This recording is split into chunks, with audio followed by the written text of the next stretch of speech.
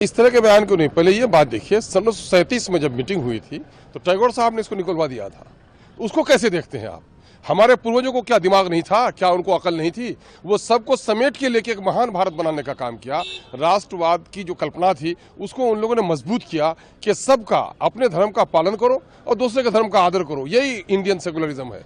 और ये बीजेपी की सरकार कहीं ना कहीं चोर दरवाजे से हिंदू राष्ट्र बनाने की ओर कदम बढ़ा रही है। मैं कहीं भाई लाओ, आप प्रस्ताव बना लो हिंदू राष्ट्र, हमको कोई दिक्कत नहीं है, बना लो हिंदू राष्ट्र। ये चोरे छिपे काम क्यों कर रहे हो? मामला ये है कि ये विवादित पंक्तियां रही हैं और इस सिलसिले में कई अदालत के फैसले, हाई कोर्ट के फैसले आ चुके हैं। साउथ में भी हुआ कि बच्चों को गाना पड़ेगा, बच्चे नहीं गाए गए कोर्ट, और कोर्ट ने कहा कि नहीं साहब, आर्टिकल 25 इस मुल्क में लोगों को धार्मिक आजादी देता है, तो किसी के धार्मिक आस्था को आघात नहीं पहुंचा जा सकता है, किसी पर अपने धर्म और कल्चर को थोपा नहीं जा सकता है। यही तो हमारा महान भारत रहा है। ये बीजेपी आरएसएस के लोग, जो लोग देश की आजादी में कहीं नहीं थे, राष्ट्रवाद का नारा, बड़े राष्ट्रवादी हो गए। 50 सालों तक तो इनके हेडक्वार्टर में झंडा नहीं फहराया। जिन लोगों ने वहां पर झंडे फहराए उनको मुकदमा कराया इन्होंने, और ये बड़े राष्ट्रवादी हो गए आज।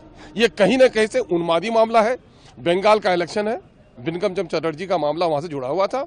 बंगाल को एक कैश करना चाहते हैं, हिंदू और मुसलमानों के दरमियान में उन्माद फैलाना चाहती है ये सरकार, और अदालत के दरवाजे बहरहाल खुले हैं। लेकिन जमीयत उलमा ने भी तो कहा है ना कि मैं मुसलमान हूँ और मैं मुसलमान से अल्लाह के सामने इबादत करेगा और कहीं नहीं करेगा। अरे तो मैं जो बात कह रहा हूँ तो उस बात की तस्दीक नहीं हो रही है क्या?